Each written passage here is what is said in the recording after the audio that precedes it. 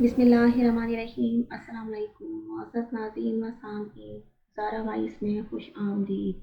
دسترخوان پر گری ہوئی چیزیں کھانے کے فضائل۔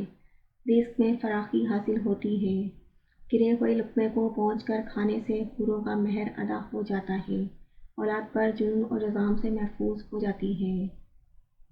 آن حضرت صلی اللہ علیہ وسلم نے فرمایا، اولاد سے بے وقوفی اور حماقت بھی دور ہو جاتی ہے۔ برکت کا کھانا پیٹ میں جائے گا تو شیطان کی شر سے حفاظت ہوگی، اس کے بال بچوں کو صحت ملے گی اور رزق میں برکت ہوگی، غریبی اور محتاجی سے بچ جائے گا۔ کھانے سے فارغ ہوں تو یہ کلمات کہیں، الحمدللہ الذی اطعمنا وسقانا وجعلنا من المسلمین۔